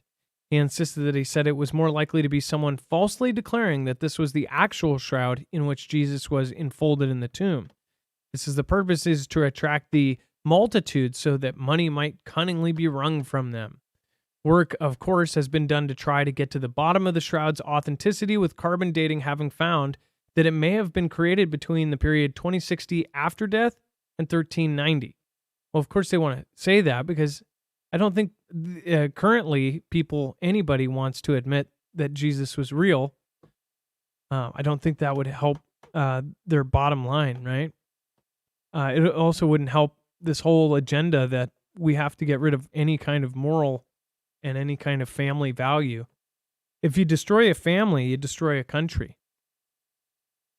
If people are not families and united as a family, then they are immediately weaker. And the less families you have, the weaker the people, and the weaker the people, the easier to control.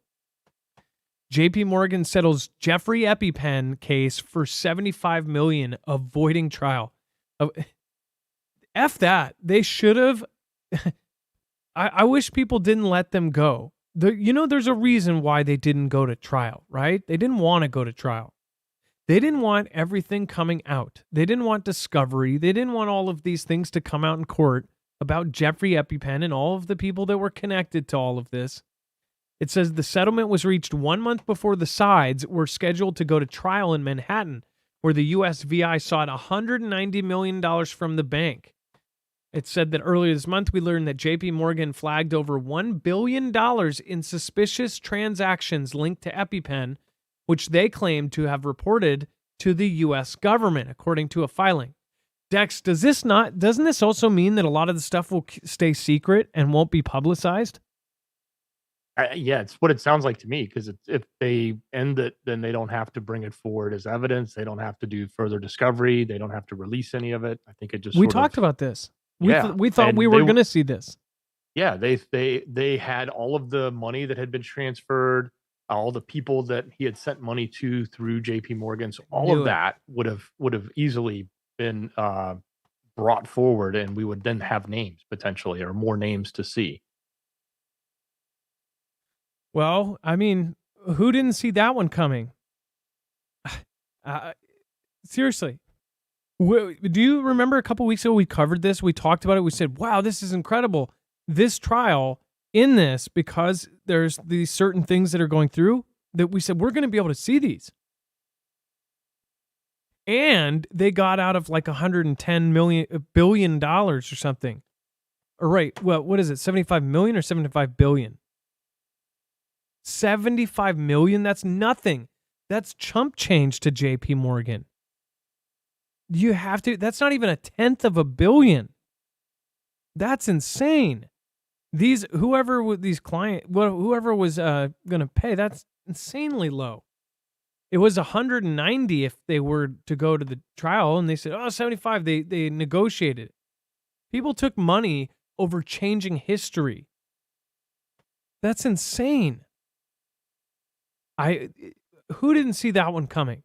We covered this and we go, we can't believe it. We're going to see all sorts of information and all sorts of accounts. And it would be public. If it went through that court, people would have been able to see it. So somebody pulled some strings and they got it done without going to trial. That is really lame. Nummy Yummy, thank you for being a member for 3 months. Grateful for your show. Thanks, Adam, Dex, and Mods. Thank you, Nummy Mummy. I appreciate that. And then Bible Talk 777, thank you for being a member for 4 months. Says, much love, fam, Mods, Adam, and Dex. Thank you, and thank you. Over on D-Live, thank you guys. I appreciate your support. Thank you, Vicky K, Skyhouse, Poco Loco, Life is Better on Stilts. It's nice to see you. You've been here a long time now. Thank you, Life is Better on Stilts. One on B, we have the approaching storms. We have Jay Winch, Holiday Kisser, Kimbria. We have, of course, DFW Jackie, and 1AMB. Thank you so much for showing up tonight. Let's see here. And then thank you, Lola. Again, thank you, Lola. Thank you, Stephanie. Thank you, Bible Talk. Thank you, Sweatinum Ministries. I appreciate your support. And then before we move on, just a real quick reminder, if you want to get freeze-dried food that's all packaged and ready to go, and you can get it in bulk, you can get it in small packages, you can basically choose how much you want to get. The real great thing about Nutrient Survival is that this food is extremely high-quality food. In fact, they pack in 6 times more nutrients than other survival food. So we've shown you both ends of it. We've shown you the kind of quantity as far as getting the best bang for your buck. And this is the end of the quality. This is not stuff to survive. This is stuff to thrive. This has all of the nutrients baked in to actually have you healthy in a disaster. Not only that, if it is an extremely well-tasting and good-tasting food, you are more likely to eat it. Also, if this hits the rotational period, these can last up to 25 years. Nobody's going to think about that. But in 20 years from now, if you end up, going and getting more freeze-dried food, you could rotate this out. You're not going to have a problem eating this. It is really, really tasty. Alaska Prepper turned me onto this company, and I was not sold until I tried a lot of it. The breakfast stuff, I was blown away by. I was blown away by the breakfast dishes that they have. I got kind of a whole package of all sorts. I think it was like a 3-month kit, but it was it was 2 weeks of a 3-month kit, and they gave me kind of a variety of stuff. I was blown away by how well this tasted. I could eat this on a normal day. In fact, if something happened and the stores closed down, I would grab this stuff first. So go over and check it out. I promise you, again, I have not tried one thing I didn't like. There was like this one thing that I thought could have, I think it was my mistake. Like I didn't cook it right. And I thought it was a little dry. I mean, obviously it's freeze dried, but even after I cooked it with liquid and stuff, but there was one thing I had one slight complaint about, and it was probably user error. Other than that, everything from the cereal bars, all of the other things that they have, it's just awesome.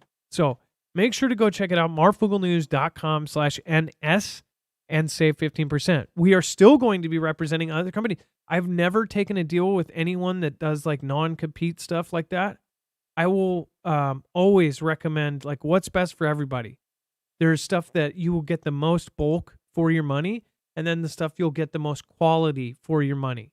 So again, this is on another end. Now again, I think that the other brands again are really good, especially if you need to get a lot of food in a short amount of time.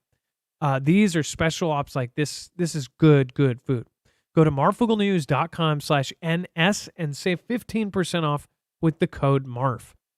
Again, Alaska Prepper recommended as well. This stuff is good. All right. And then blue light from smartphones and tablets. Check this out. Triggering puberty early. Now, I've never used the blue light filter, and I know everybody says, oh, use that blue light thing, and I can't stand how it looks. But this makes me want to. I wonder if there's more issues from the blue light and the stuff that the cell phones have in them. Dex, this is nuts. They're saying that the light from the phone, the blue light from the phone, is causing puberty early. That's correct. So this is a study. It's coming out of Turkey, and they did it with, I guess it was mice first, or some sort of rodent. But they exposed them to the same type of blue light that we would get from, say, looking at the cell phone, and given the amount of time that we tend to spend on it more. And in that study, they had found that a number of the group that was exposed to the light had actually entered into their pubescent stage much earlier. So that then leads to wondering if how that applies, I guess, to humans, and it goes from there. But it is an interesting study. It is an early stage study. It's not an absolute. So by all means, this is not medical advice or anything like that. It's just information that's been reported coming out of this research that was done. So it does pose the question, and it a lot of people have talked about how much the blue lights that we get from electronics can harm us. I know a lot of people talk about not looking at the screen before you go to bed because it can mess up your rhythm, circadian rhythm. I can't remember if that's the right word, but the rhythm that your body naturally gets based on the types of lighting it sees, that makes you want to go into sleep and know that it's sleep time. But if you're on your phone and you're laying in bed, you're sort of messing that up. So a lot of people wear glasses. I know even my reading glasses, I got the kind that block the blue light out, so that if there is something there, I think that's kind of an advantageous opportunity. If I'm going to buy a reading glass, I might as well get the reading glasses that have the blue light blocking in them. So, but yeah, if this is actually something that affects our kids, and it could potentially explain, or it could potentially tell us what may be coming as our children are now growing up in a world of using lots of electronic devices. I mean, when we grew up, we didn't have electronic devices. It was kind of cool if we had one of those Texas Instrument calculators that could make a graph chart on them. But now kids sort of look at that and go, "What in the world?" I mean, I remember you said payphones earlier in the show. I remember showing my daughter one on the side of the road, and I'm like, "I can't believe there's a payphone over there." And she goes, "What is a payphone?" I'm like, "Oh my gosh." So yeah, definitely different times. Somebody, what was some younger person asked something? Oh gosh, you just reminded me of somebody who said something earlier this week, and I was like, "You don't know what that is?" Oh, I gotta think of it. I mean, kids don't know how to pump gas. They don't know what a VCR is. They don't know it. Well, they don't know a lot. How are you going to learn when you are spending all of your free time on stuff like this, on cell phones and social media? I'm sure they'll know lots of random stupid hacks. They'll go, "Oh, if you freeze your ice cube tray upside down, you'll have popsicles." It's not very helpful to get a job. They'll go, "Oh yeah, if you can drop a can from the ceiling and make art." Okay. And they'll be able to do the Dougie or something. But that Dougie's not going to pay your bills, dummy. Either way, somebody made a comment about the food. Says that that's the food that the military guys would put together. Yeah. That's the point. In fact, Nutrient Survival, basically a bunch of ex-military put this together. They said, what would keep you strong? What would keep you going? Yeah. You have that completely correct. When they say special ops grade survival food, they mean like, well, the one thing you say is you'll be able to eat less and actually go further. Your body needs to actually absorb all of that stuff. So yeah, I'm glad that there's already people that know about this stuff, because when I found out about it, it was really, really awesome. It took a while to get them as an affiliate, and really happy to have them as well, because it's really good food. We stand behind anything and everything that we have as an affiliate. I believe some of the other brands are basically you can get a lot of bulk for your money. With that, you can get a lot of quality and as far as nutrition in that. And then mind-blowing video shows Elon Musk's humanoid robot doing yoga with impressive balance and coordination. It says a video of Tesla's humanoid robot Optimus has left viewers mind blown as it displays impressive balance and coordination while doing yoga. Optimus, the brainchild of Tesla owner and billionaire Elon Musk, is expected to be ready to hit the shelves sometime in 2027 for an eye-watering sum that is yet to be decided.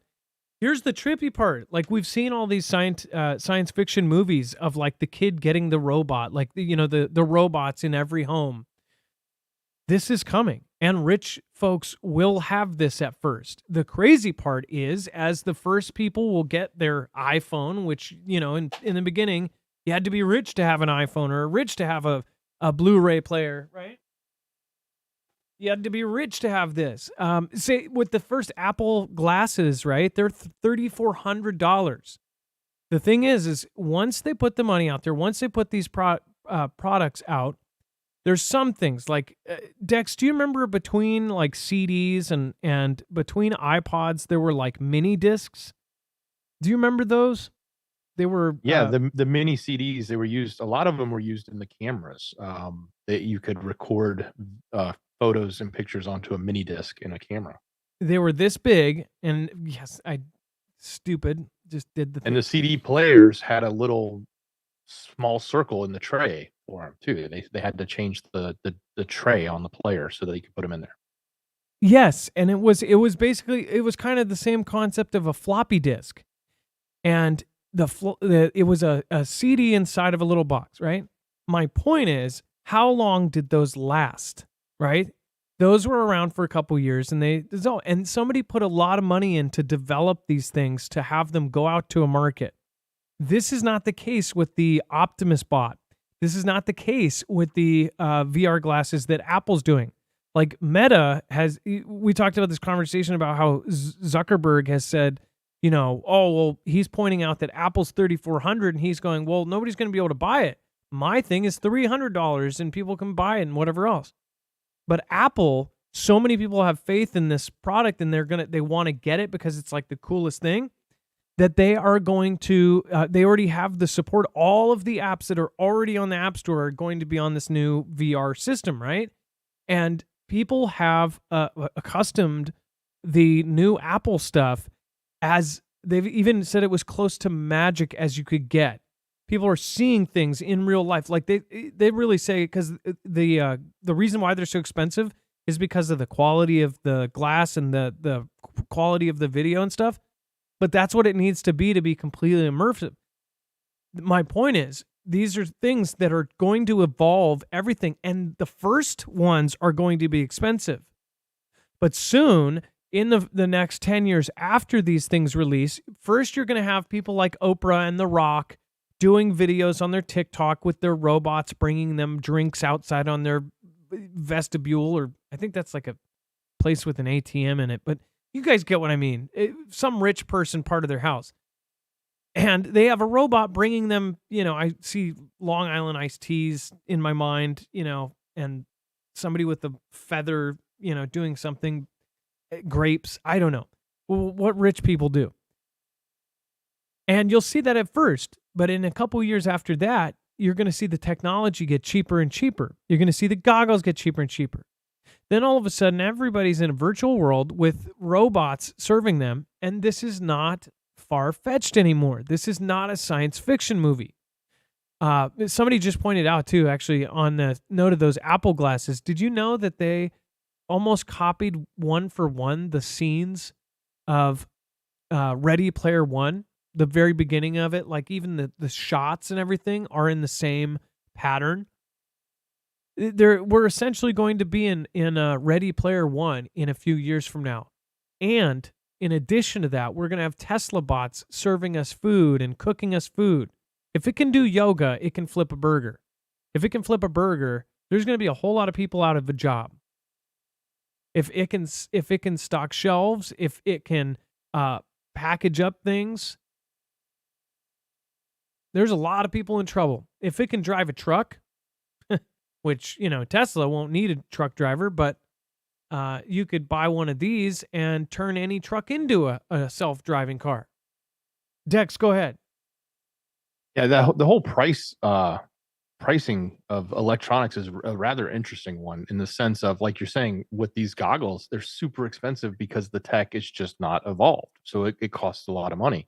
And a good example of that is looking at televisions. And if I remember when a 65-inch flat screen was like $4,000, and everybody's like, wow, $4,000 is a lot of money. You walk into Costco and there's 80-inch TVs in there that are only $1,000 now. I mean, the prices have dropped dramatically as they get mass produced. But on the other hand, there's certain technologies that we as consumers learn to live with that price. In other words, the price of a laptop. Sure, there are plenty of low budget laptops, but there are also people that just understand a laptop can cost, depending on what grade you're looking at, $1,000, $2,000, or even $4,000, depending on what type of work you're doing.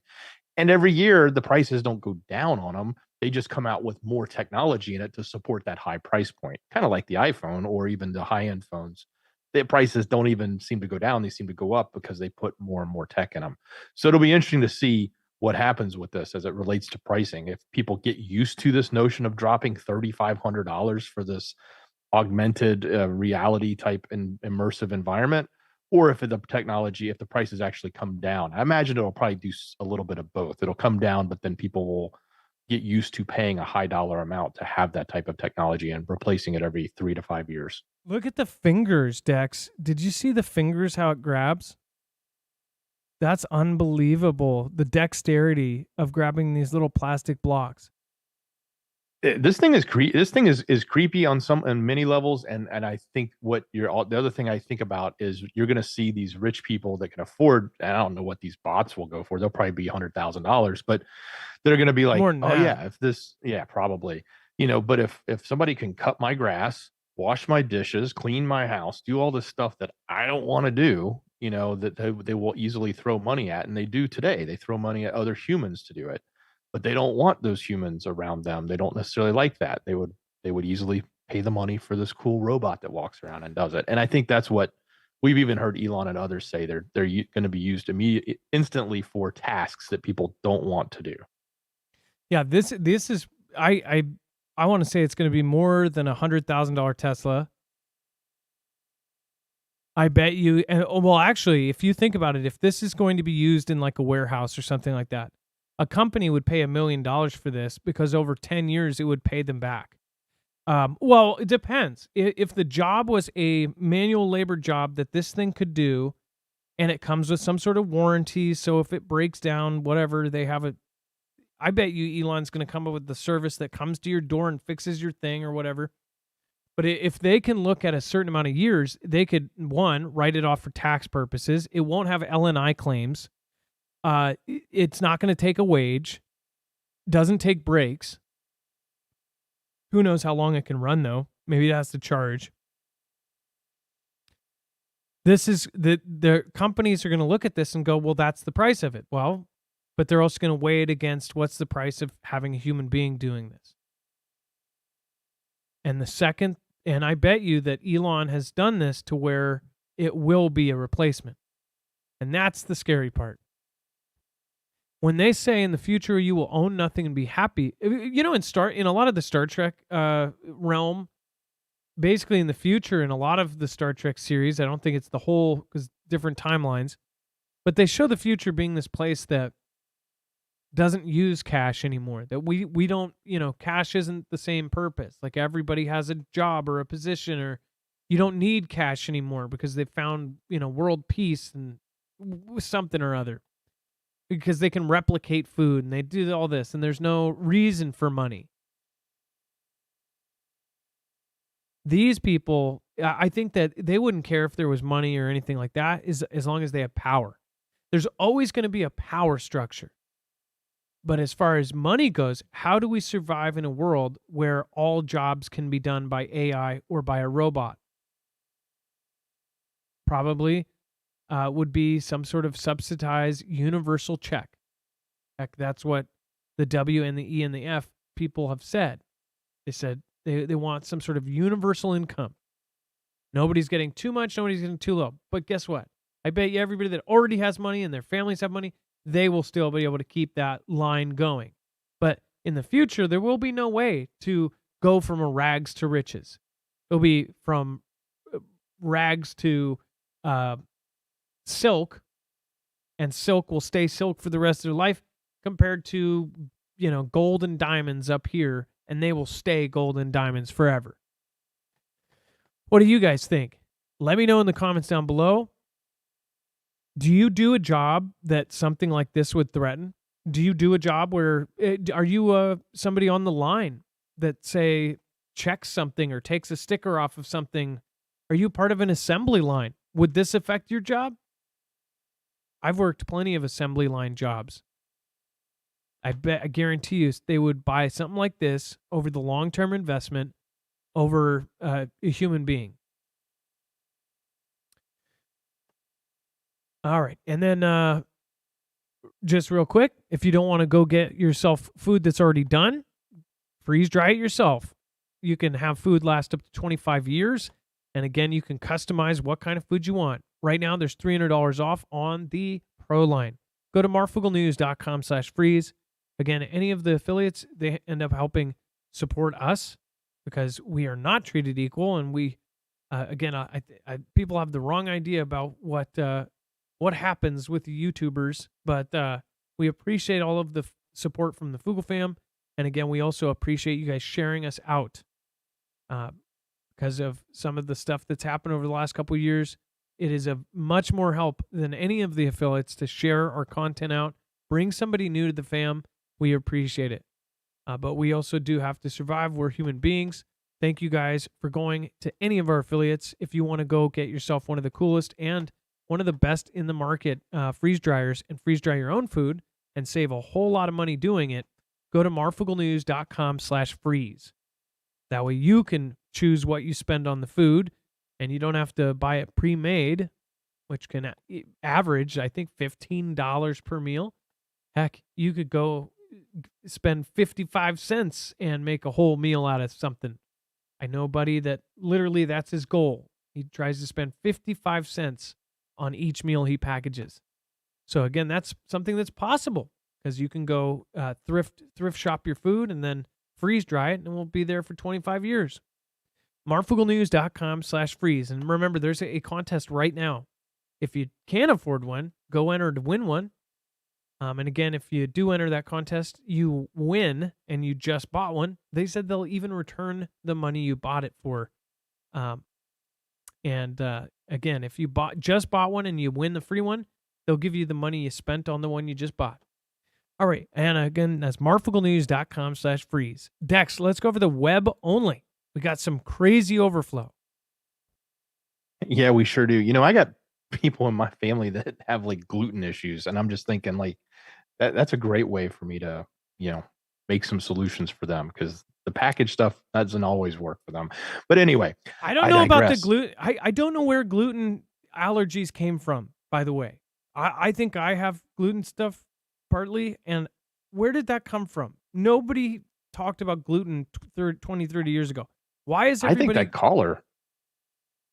think that caller was spot on when he talked about some of the additives that are in our wheat, because like people in Europe don't necessarily have those problems, and people can go over to Europe and eat pasta and not have problems, but come back over here and they're constantly having stomach issues when they eat things with gluten in it, or what we would think as things with gluten in it. But yeah, and not only that, hey, it has changed with people. Like the people in my family that have it, it's not just they got it in their head. Like they weren't this way 40 years ago. It's happened in the last 10 or 15 years. It just built up over time. And you can't, it's like it changes your life. It makes it hard to do anything. I just know anything with intestinal, if you have stuff like that, it's the worst pain in the world. It's just, it makes everything miserable. I get it. And then Stormy Weather says, "Hey guys, I've been here since almost the beginning. Can't believe it's taken me this long to join the membership. I'm here with you in Seattle." Hey, Stormy Weather, thank you. And again, I saw you at the beginning of the show. Thank you so much for being here the whole time. And then Trumbull, thank you for subscribing. And of course, thank you for becoming a member, Stormy. Texas Beach Bum, thank you for subscribing as well. As always, if you subscribe during the show, we'll give you a shout out. Thank you. But Dex, go ahead. So as a lot of people have been talking in chat, so before I get to that, we're going to talk about the overflow. So that means head over to marfugglenews.com if you're new here. Click on the thumbnail that is for today's show, and it'll open up a web page. Or if you want the shortcut, just go down to the description, click on the show notes link. It'll take you right here. Everything on this web page is everything we just talked about, all the sources, links, it's all there. You're going to find this yellow bar that says overflow, and you might want to refresh, Adam, because we've had some stuff. As people have been saying in chat, there's a lot of action happening in Philly right now regarding an event that went on there, I guess, between the police and a ruling. And so there was some major, I guess, looting happening, and now there's I guess it's even escalating beyond that. So we've got a couple of links there you can see. if you want to see what's happening, and I'm sure since it's ongoing, you're probably going to get more of it if you're into watching those live feeds. I'm sure they're all over the tube and other places like that. So that's happening. If you want to know, there's a couple of quick vids you can take a look at there. We do have additional, the rest of the coverage, as we call it. It's everything else that didn't necessarily make it into the show. I did allude earlier in the show about an article from About AI and talking about it as a surveillance technology, and a very interesting point of view coming from somebody in the industry there. And it very clearly makes the point that these tools are not just about making convenience for us in writing our resumes, and it's really about how do these companies and organizations or governments use this type of technology to surveil us. And surveilling us doesn't always mean they're trying to find us to be criminals. Sometimes it means marketers are trying to find out more information about you so they can sell you stuff and make more money off of you. So fascinating stuff. We do have a lot of the other updates that are going on around the world. SK rolled out a military parade. The video is really, it seems very extravagant. If you want to go check that one out, it's probably worth watching if you got the time. It's on their military YouTube channel and a couple other places. I think it's linked in that article if you want to see it.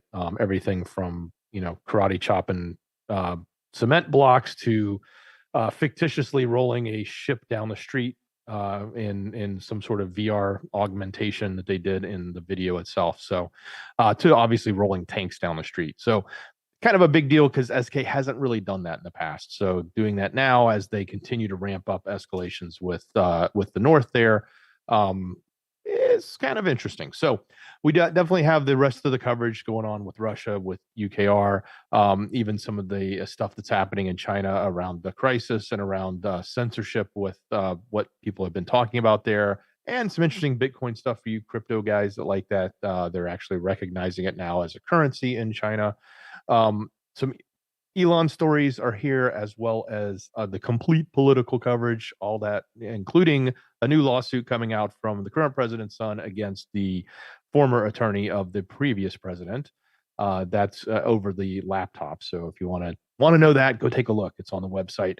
That and so much more. It's literally the rest of the story. There's a lot more. I can't even give it all to you. So head over, hit that link down below in the description, the show notes link. It'll take you right here. You can find the rest of the story, or just go to marfooglenews.com.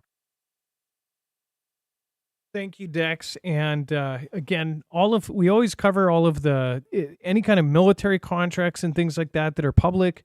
We also cover that. There's all sorts of crazy patents every day. If there's patents or stuff like that will end up coming into play. It's how years before anybody talked about it, we put up the patents for Ring doorbell cameras, basically interjecting AI facial recognition into those systems, and even ones that would be able to connect the system they use to connect to the police departments. And now we're seeing that, where now you have businesses and even homes that have been either volunteered or get paid to have their home cameras hooked up to a local police department. So if it spots a face walking by, it will send an alert right to the police station. These are things that if you watch the patents, if you watch the contracts, if you watch the DHS deadlines and stuff like this, if you follow our show, you're going to know all of that. So make sure to subscribe. Make sure to hit that button. Make sure to hit all of the notifications bells to find us. It is now time for the shoutro. Thank you, Dex, so much. I appreciate that. Much love. Great job, brother. Did we already switch or we're you got about 2 minutes? So we're going to be switching over to Marfoogle Jams here in a second. You guys don't have to do anything. We will see you over on Marfoogle Jams. And thank you. It is time for the shoutro. It's not an outro. It's not a shout out. It is a shoutro. Oops. It's a shoutro.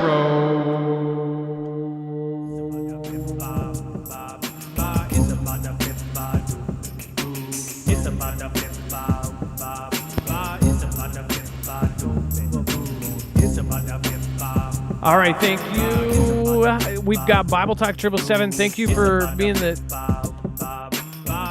top supporter tonight. Looks like it was stormy weather, and Lola Patton was number one tonight.